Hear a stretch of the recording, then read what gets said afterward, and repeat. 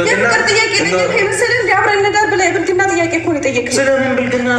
አብረን ነገር እንጂ ምን እናድርግ ብዬሻለሁ። እግዚአብሔር እንረፍ። ስነ ስርዓት ይኑርህ። ነይ ውረጂ።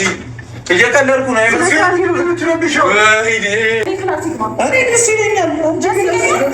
አሰላሙ አለይኩም ወራህመቱላሂ ወበረካቱ። ውድና የተከበራችሁ የቻናሌ ቤተሰቦች እንዴት ናችሁ? ደህና ናችሁ? እኔ ደህና ነኝ አልሐምዱሊላህ። እንግዲህ በቪዲዮ በአዲስ ቪዲዮ መጥቼላችኋለሁ።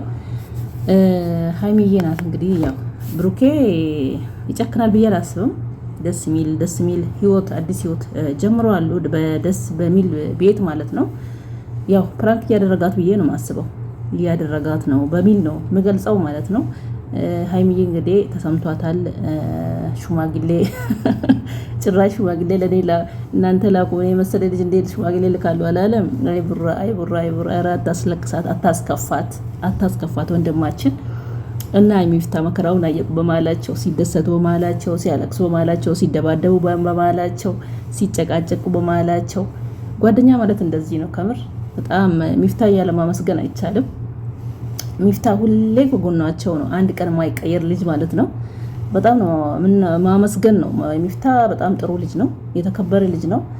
እንግዲህ ቡራ ያው ፕራንክ ነው እያደረጋት ያለው። ወጣውኝ አሁን አልጋዬን ጭኝ ልሄድ ነው ብሎ እንግዲህ አትሄድም አጭንም አልጋን እያለችው ነው እንግዲህ። ሀይሚ አንተ የጠየከኝ ሌላ ነገር አይደለም፣ የብልግና ነገር ነው። ሽማግሌ ሳይላክ እንደዚያን ነገር ማድረግ የለብንም ነው እንግዲህ። ሀይሚዬ ሁል ጊዜም ማለት ነው በክብሯ አትደራደርም። ጎበዝ ልጅ ናት ከምር። ብዙ ጊዜ እንደዚህ አይነት ፕራንክ ያደርጋታል ቡራ ማለት ነው። አብረን ካናደርን አብረን ካልሆንን እያለ ከሀገር አውጥቷትም አንዴ ትዝ ካላችሁ ዱባይ ላይም እንደዚህ አይነት ፕራንክ ሰርቶባት ነበር። አትደራደርም። በጣም ነው የምትከራከሩ። ደስ የምትል ልጅ ናት። ጎበዝ ናት። ሀይሚን ያለ ማድነቅ አይቻልም። በዚህ መንገድ ላይ ማለት ነው። ብሩኬም ባለጌ ልጅ አይደለም፣ ዱርዬ ሆኖ አይደለም። ያው እንግዲህ ስራ ነው። ዩቲዩብ እስከሆነ ድረስ ምን ይደረጋል? ይሄንን ካልሰሩ እንደዚህ ካላደረጉ መከራ ነው እንግዲህ። ሚዲያ ሰው ሲሆን ሲጀመር ደህና ጸባይ ካላችሁ ራሱ ትበላሻላችሁ። መበላሸት ነው እውነት። እና ለስራ ብለው ነው እንጂ ያው እንደዚህ አይነት ነገር ብልግና ፈጽሞባት ተጫውቶባት ወይ ሊተዋት ምናምን አይደለም። ፕራንክ ነው እያደረጋት ያለው። አይጨክንም እንግዲህ በሀይሚዬ አይጨክንም ብሩኬ ማለት ነው። እና ውዶቼ ሚፍታንም አድንቋ አክብሩት፣ እናመሰግናለን በሉት። በመሀላቸው ሁሌ ሲጫጩ፣ ሲጣሉ፣ ሲደባደቡ፣ ሲጨቃጨቁ፣ ሲስቁ አብሮ ደስታቸውንም ምናቸውን አብሮ እንደተካፈለ ነው። ከጎናቸው አይጠፋም።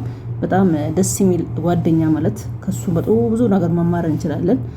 የተከበረ ልጅ ነው ማለት ነው። እና ብሩኬ አንተም ደግሞ እንደዚህ አይነት ፕራንክ አታብዛባት፣ እንደዚህ አይነት ፕራንክ አታድርግባት። ደግሞ ደስ የሚል ኑሮ ደስ የሚል ህይወት የኖራችሁ ጀምራችሁ ደግሞ እንደዚህ አይነት ፕራንክ ስታደርጋት ትከፋለች፣ ትጎዳለች፣